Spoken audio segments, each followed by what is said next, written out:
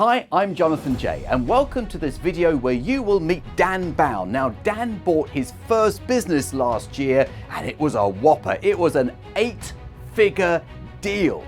On this video, you're going to find out exactly how he did it.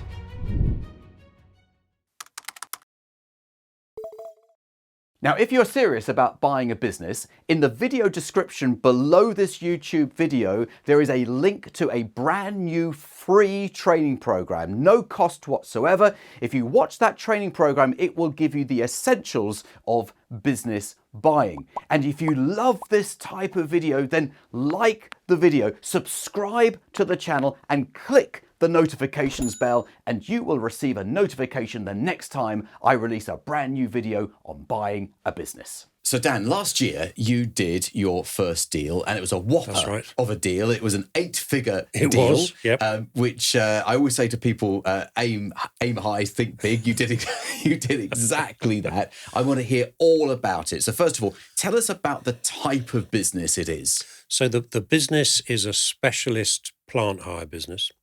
So we basically have a fleet of trucks that do a thing called vacuum excavation. So we excavate soil by using a giant vacuum cleaner, in very simple terms. Okay. And it's a growing sector. There's a number of companies in it. I think it started in the UK in about 2005, but there's increasing demand for it. And unlike some sectors in construction, it's still very profitable. So this is where, because I've, as you know, I've seen one of these in my local high street where they're trying to find the source of the water leak and digging up the high street with all these pipes that go back decades. That's right. And getting between them, and then they put this big straw down. It's like an elephant's trunk, basically. Yeah, it is like an elephant's trunk. On a remote and they suck out all the dirt. That's right. And this equipment is huge, and it looks very expensive. It is. So a new one will set you back. There are different types with multiple fans for suction, but your average twin fan one is now going for about 440,000. So they're very, very expensive. Yes. And unlike other plants, you really need it on the road working. You can't really have it off the road, waiting for repair or anything like that. Because if it's not on the road, it's not generating. It's not earning money, particularly if you're going down the road of leasing them. So they're very, very expensive. So one of the things that I bought from my past life, which when I look at them, is to treat them more like aircraft. Aircraft are phenomenally expensive. Any airline will tell you they're finished if the planes aren't in the air. So I've tried to sort of bring that culture into the sector. So you sound very knowledgeable about vacuum excavation. So is that your background? It sounds like it. No. I'm a corporate animal. So I'm 55. I spent most of my 20s in the military. I then had a very long and successful career with DHL. I finished with DHL in Bonn in 2006, right at the end of 2006. So that was the sort of logistics side of things. In managing director roles, and I finished up as their global operations director.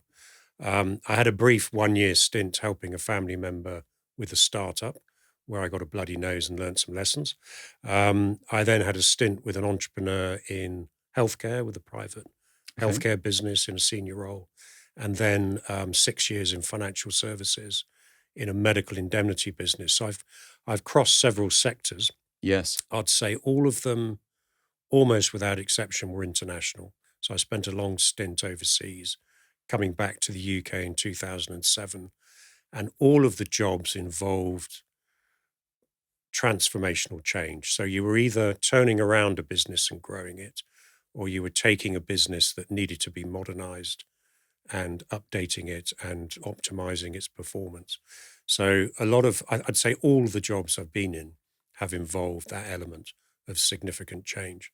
So I've been involved in mergers and acquisitions as not as someone doing the mergers and acquisitions, but more somebody in the next phase of picking up quite often the mess and trying to make it work.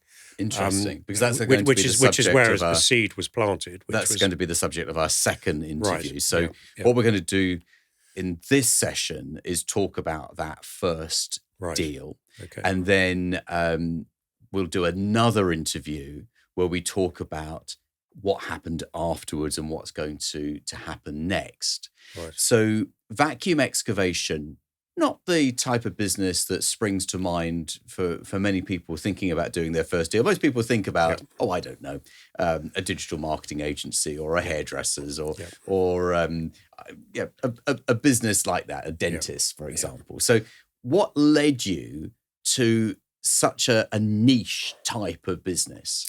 So I wasn't a good student of yours, I have to admit. Okay. So I did your program. Embarrassing, really. I did your program. What was it? The first one was September, October 2019. So just before the lockdown was the first session. You had one in January 2020. Then you postponed the third one, I think, to stop. Yes, that's right, October 2021. So that's when I was doing Deal Makers, and I did just about everything that you shouldn't do. So I didn't start straight away. See, now you're admitting it. Yes, exactly. So I didn't. But it's cathartic, though, isn't it, to get this off your chest? But I'd recently left corporate life, so I didn't have that urgency at that point. You had COVID coming down the tracks. We just bought a new house. There were all sorts of distractions. So I said, well, I'll wait till the program ends and then I'll get going, which was a mistake, but it's worked out all right in the end. So I quite literally didn't care what I bought. So I'd moved sector several times. So I didn't mind what sector I was in. I was literally treating it as going out on a new adventure and finding something. So I was reasonably confident in my business skills. I just wanted to see what was out there. So I looked at all sorts of things. So I first went out. I actually did the hair salon route at the start. I did facilities. Okay. Then I did hair salons. And I sort of half-heartedly did it between the second session and the third one. And then in your third session, we had that fantastic presentation from, I forget his name, the chap in the South who's bought all those hair salons. Oh, yes. So that sort of spurred me on. And I suppose the lesson I learned there was what works for one person doesn't necessarily work for you. So I must have done 1,500 letters or more to hair salons in the North. I had some very amusing conversations, but it really didn't gain any traction. But what it did do is because of the SIC code, I also looked at beauticians, which there wasn't much there. But I ended up meeting a woman I had to go meet her because she was making a lot of money running a nail bar. And I thought, you can't be making this much money running a nail bar. And sure enough, she was running training for a training company up in Liverpool. And that led me to look at a training company. Without going into it in detail, that fell through, mainly because it's regulated, that sort of government-funded training.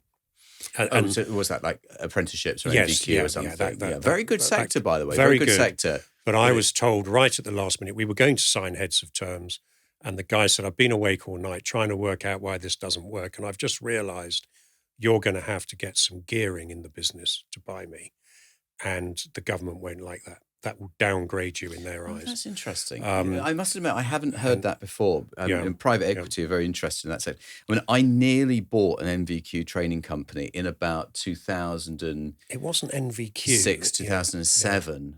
I was all set to go on it, but for some reason I didn't go ahead.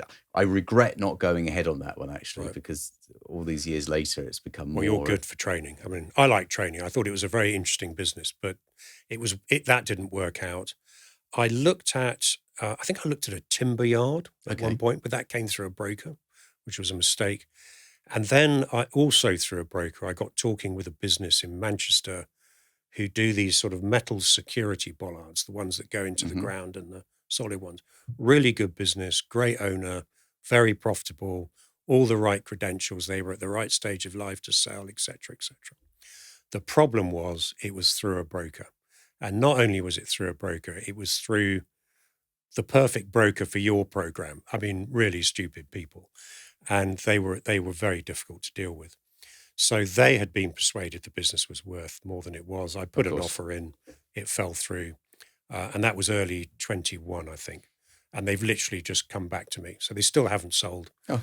funnily enough, through the broker. But that was a Yeah. good business. If you're curious about buying a business, if you are wondering whether it's something that you could do, then I've put together a brand new training that's going to be absolutely perfect for you. There is a link in the video description below. Click the link, watch the training, and find out whether buying a business is something that you could do. And if you like this type of video, remember to like the video, subscribe to the channel, and tap the notifications bell, and you will receive a notification every time I release a new video on buying a business. So I went back to the drawing board, and I actually said to myself, well, you know, you've run big organizations. I've always been in big corporate roles, so I should be looking for something bigger.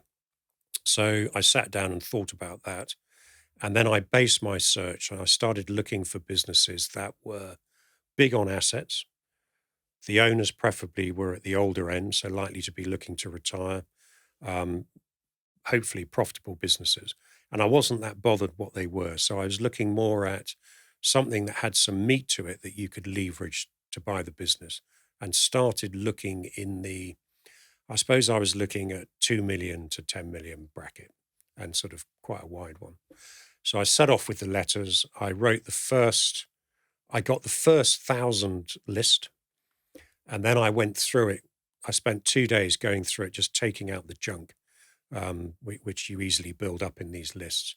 And I ended up with about 400 companies in this list. And I thought, well, to hell with it. I won't wait till I've got 1,000. I'll just send the first 400 letters. So out they went. And of those 400 letters, I got one reply, which was this business. So the business. That's a pretty good hit rate. That's pretty good. 1 in 400, and this was the business. And one of the lessons I learned from it is that the business is made up of 2 companies. So I only hit one of those companies. I didn't hit both of them. It was just the one company where he kept all of his assets. That's the one that the search picked up. So the lesson from that is you can't be too specific. You've just got to get out there and get the letters out. Yeah, it's interesting. And you'd be surprised what you pick up. I'll be asking you later what advice you'd give to someone who who sort of sits on the fence. Do I do this? Do I not do this? Yeah. And a lot of people watch these videos, listen to the podcast, and they sit on the fence for a very, very long time. Well, I did, yeah. Well, yes. So it's our job to get them off of the fence, get them moving. Yeah. But it's interesting that you spoke to one business, and that was the business that you ended up buying. So tell me why it ticked the boxes. I spoke to the owner on the phone, and it's hard to explain, but in that initial conversation, the guy mentioned his age, which was I think he was 68. He talked a bit about his business. I think to say we hit it off would be an over-exaggeration, but we had a connection. But I did something that I carried on doing with him, which is actually best explained by the guy who did your last podcast on the psychology stuff, which is, for once in my life, I shut up and I listened to him. Okay. And I very quickly worked out that he was somebody of a certain age. He was ready to retire. He kind of admitted that he was doing it a bit late. So he definitely had the motivation to sell. Mm-hmm. And by listening to him, he was telling me about the business, which he was very knowledgeable about, but there were limitations there in his understanding of business in general, I would say, compared with me. So he had built a successful business through hard work, determination, putting in years, maybe decades of his life, and got there through that grit and determination rather than from any particular business knowledge. So I think his son at some point in 2005 had recommended they try one of these machines from Germany. They were on a job in Sheffield, and they would have to have found a lot of labor to hand dig, which was becoming harder and harder to do. And so his son, who's an engineer, suggested they try one of these things, and it sort of took off from there. So it was a bit of luck. But I'd say he was typical of the sector. Nice man, but definitely ready to sell. I then arranged to go and meet him, and we went down and we had that conversation about numbers. And he was absolutely adamant that he was not going to give me a number. So I was in that bit thinking, well, the course says, Jonathan Yeah, says, because I always don't say, give him a number, they've got to give don't you a make number, offers. Yeah, but something's got to give. So I thought, well, he talked a lot about the value of the assets, the value of these big excavators. They're not like normal plant. So most owners at the moment will buy one of those and it works for 10 years and beyond if you service it. Most of them are depreciated over 5 years. So they're still using them at 10 years. We've got them at 14 years. Now they're earning the same as one that's new. So the value of the assets he saw as being worth a lot more than they were on the balance sheet. So I was able to say to him, I said, well, John, I'm a businessman. I don't know anything about your business. So I can do a quick analysis on your balance sheet and your P&L and tell you what I think the business is worth. And I came in at a very low value because I just said, well, this is your asset value. So he's like, obviously, oh no, that's way off. He said, I was thinking of a figure of X or above going into an 8-figure sum. So I had my number then, like you taught. So that was the number I stuck with all the way through. And we agreed that number. And I think we agreed at the start, I said to him, you're going to have a deferred element. So I sort of said, looking at the value of your assets, the debtors, cash in the business, we'll probably do 80% up front, 20% deferred. We could do that. And he didn't like it, but he sort of accepted it. I think it's very generous. Yes. And then the next plan was to go down and sign heads of terms. And so I was looking just now in my diary back at the dates of this. So I met him I first spoke to him in May 2021. I've got a date in my diary that says go down to Doncaster to sign heads of terms on the 25th of June 2021. I didn't actually sign those heads of terms until December 2021. Okay. In the end, and I'll explain why. So I went down and he wanted to do things sort of in his way. So I was letting him do that. So we actually, although I explained to him heads of terms were not binding, he wasn't really buying into that. He wanted to push it down the road. So I was fine with that. When you say push it down the road, do you mean get his solicitor involved? Yes. Okay, So he needed, and the other he thing, needed reassurance. The other thing I found out was he wasn't really that prepared as a seller. So he didn't have the right solicitor in place. He was using his own accountants who were not good. And so he really needed to get ready and get happy with me. And we started meeting at least monthly from then on in this hotel for good reason or no good reason. We just kept that communication going. But there was a hiccup in, I think it was the end of July. So we'd had this conversation. Now, the reason that I said 80-20 in terms of the split was because I felt the overall price was generous. I thought he was, we certainly weren't ripping him off, but it was a good price for the business. Oh, so it was a good business. So you thought that it was a sensible price, Yeah. and you didn't begrudge paying that price, and therefore you were more lenient on the terms because you felt the overall price was decent. Yeah. Okay.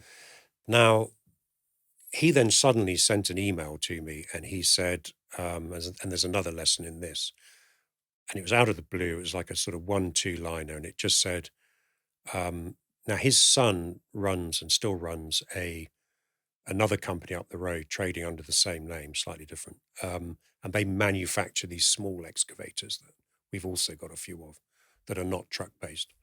And so clearly in the family sort of conversation, he must have said, right, I found a buyer. So suddenly I get this email saying the deal's off. My son and one of the directors in the business, well, not director, one of the managers in the business are going to do a management buy-in and management buyout and they're going to buy the business. So that's the route we're taking. Signed owner. Okay. And that was that. That must have been quite a so that was quite a blow. Disappointing moment. It Yeah. was. And I sent him an email back saying, well, that's very disappointing, but I understand. Good luck. And if you change your mind, let me know. And I sat on it for a week. Sorry for interrupting your video, but I wanted to introduce you to a great lawyer in the UK who can get your deals done for you. He's worked for 50 of my mastermind clients in the last few months alone. His name is John Andrews, and I've got his details right here in my little black book of contacts. You can phone him on 0345 241 2494, or you can email him on johnandrews.deallawyer@jmw.co.uk. If you want someone who can get a deal done, he is your guy. So let's get back to the video. Feeling really hacked off because I thought we'd cracked it. And so I thought, well, this is silly. I'll phone him up. So exactly a week later, I phoned him up and I said, John, I'm just phoning up because I should verbally say, thanks for all the work we've done. And if you change your mind, I think you've got a great business. And before I could finish with this blurb, he just goes, I have changed my mind. The deal's on. Amazing. Now, it's interesting, the psychology of that, because clearly the people who decided they'd like to buy the business had to go and talk to lenders and all the rest. And this comes down to this thing of you're only as good as the advice you're getting, especially on the first deal. So, one of the lessons is I would say 95% of people out there who like to talk about mergers and acquisitions, and I've been to London Business School, so I know a lot of people who know this stuff. Most of them don't know what they're talking about. They really don't, and they like to quote it, and that's including solicitors and accountants. So clearly they've been given some advice and all the rest. I could make some dangerous assumptions about the family dynamic in terms of, what was going on there. But I suspect that the owner, quite rightly, was thinking, I just want to sell this business, get my money and enjoy the rest of my years without being interfered with by members of family wanting help and with money and all the rest of it. So he clearly wanted that. That was my impression. So the deal was back on. The fly in the ointment was he said, I will only do it if you pay me up front, everything up front. So I thought, right, well, if I say no, the deal's off. If I say yes, then the process can run. So I said, okay, I said, it'll be very difficult to do, but I will try and do it. So I agreed to it. We didn't sign heads of terms with that, but I said, I'm going to go and have to find some backers who are happy to do that. So we agreed on that and we kept meeting and we were going backwards and forwards. And then I had a very good finance broker with Clive Pacey. So this is someone that we recommended. From your program. And he was very good for the contacts.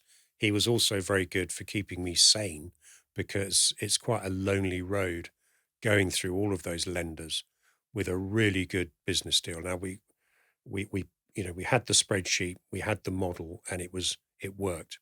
Even paying up front, it worked. And you had plenty of assets and debtors there to protect any lender.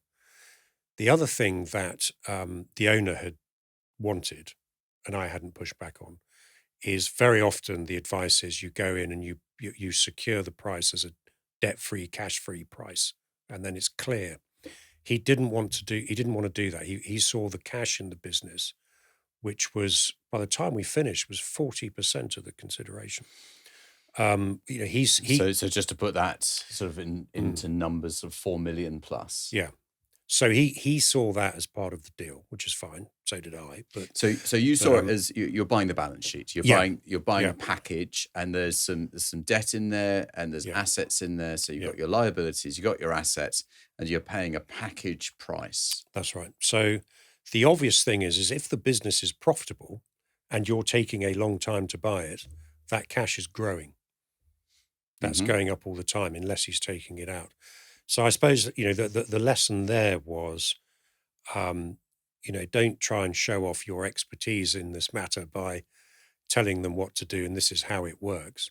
Let them... Because as long as they get the deal that they want, and he was happy with that deal, in fact, it was advantageous to you at the same time. It was a win-win. Yeah. So it was fine. So that's the route we went down. And we found a lender. And we got to the end of the year and...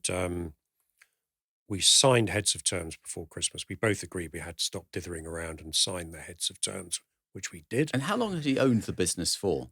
The original business he'd founded in 1993, the brand name it's trading under at the moment started in, the first excavator came in So nearly 2005. 30 Yeah, years at that point. So yeah, I can understand how someone yeah. procrastinates slightly over the sale Yes. after 30 Yeah, years. yeah. But he definitely thought it was on. It was something that was on. The bit you don't have any control over is the other side's deal team. Now, the owner had certain things they needed to do, one of which was to move some land that was worth 1.5 million out of the business into a holding company because it was nothing to do with the business and they weren't Sure. selling that. And that was a real alarm bell. And I remember the accountant saying to me, that's going to be a problem. That's not going to happen in a month. Because it's the land registry registration, Yeah, isn't it? yeah, And that's the bit. yeah. There was a backlog during COVID as well. So Santander, the solicitor there was no rushing this person. He was going to take months.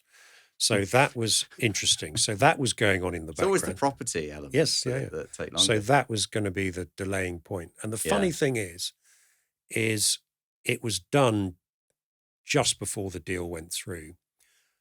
But it was never seen as the thing holding everything up a lot of the time. There were always other things. But actually, until that was done, nothing was going to happen. Yeah. And then there were lots of other things. But the owner had got himself a solicitor who then said he couldn't help him because he didn't have time. So then he recommended one of these big sort of, market town sort of solicitor firms, generalists, your classic, yes, we know M&A, but actually they don't. Yeah. And they proceeded to They rip him off. specialize in divorces. That's right. You think you're getting a sale and purchase agreement, That's but right. you get a divorce instead. So they were awful. And his accountants were like the magic roundabout. I mean, they were so slow and his accounts were terrible. They were all over the place. So that bit, I learned a lesson there where you could probably try and get more involved with the owner and come together and to say, let's agree what our key milestones are and what each of our things are that we need to get done. So we can meet regularly and assess it ourselves. So it's agreeing a deal timeline and then keeping everyone on track and reeling them in when they get a little bit excessive. Yeah. Because I would phone the owner up and I'd say, how's it going with X? And he'd say, oh, well, I think it's done. I'll phone my solicitor, and he'd phone the solicitor, and then he'd come out and he'd say, oh, the solicitor says it's nearly done. And I'd say, well, that means it's not done. And so there was a lot of that frustration. Over the weekend, I got a call from the owner, and he phoned me up, and he was really angry. And he'd obviously been speaking to someone, and he just said, I don't think this deal's going through. He said, you've led me down this path, and he was really very angry. He mentally spent the money Yeah, and it was really quite, it was quite a stressful weekend. So that last sort of week, 10 days took away for both of us. I had visions of shaking hands with the owner in front of an excavator, smiling and handing the keys over or something, but he left on the Friday. He was going to Spain on the Monday. So it was all done virtually. Yeah. So the deal was done. So there was a bit of a week. I was exhausted, and there was just a bit of a damp squib. And then we got into the business of running things. So despite all the trials and tribulations, you ended up with a business with annual revenues roughly of... the business was the year to March a year ago was about 5.2 million. And I mean, I think in the second session we're going to talk about running it. Yes. But and I think its EBITDA was at about 40%, 38% of that. Okay, so a very, very profitable, extremely profitable business with lots of assets, lots of cash. Yep. Okay. So good. So good, how did business. you feel? You said it was a slight anticlimax when you got the deal done, but after you'd recovered your energy, I felt a whole sort of mixture. I was very proud of having done it. Yes. Because So although no one ever said anything to me, you could tell the naysayers, you could tell people were thinking, he's not going to do this, he's batty. I used to explain to people what I was doing. And interestingly, coming from a corporate background, a lot of the people they talk the talk, they've got the job title, they're from a corporate background. And you can tell they're sort of thinking, what is this guy doing? I mean, this isn't going to happen. This is nonsense. But look at it like this. So it You've was now great, got a very, business yeah, that yeah, produces profits that That's right. after you've paid all the taxes, what's Yes. left over is yours. Yes. But are Yeah. way in excess of the salary that any of those people would ever earn. No, absolutely right. In But- years and yeah, yeah, years and yeah. years, they'd never earn that. So that was quite satisfying. So you're quite proud Yes, with that. There was absolutely. also a huge sense of relief. When I look back on it, I think the deal was never really not going to happen. I think by the time we got to Christmas and signed those heads of terms, neither of us were interested in anything other than it going through. It would have had to have been. You're both so far down the path you're Yeah, committed. yeah. So what we're going to do, Dan, we're going to speak about what happened next in Right. our next interview. But thank you for sharing your story. Pleasure. I'm glad you lived to tell the tale. It sounds like quite a roller coaster ride. But what an amazing deal, especially for your first one. That absolutely fantastic. Congratulations. It all worked out good. And I'll see you in part 2. Great. Thank you.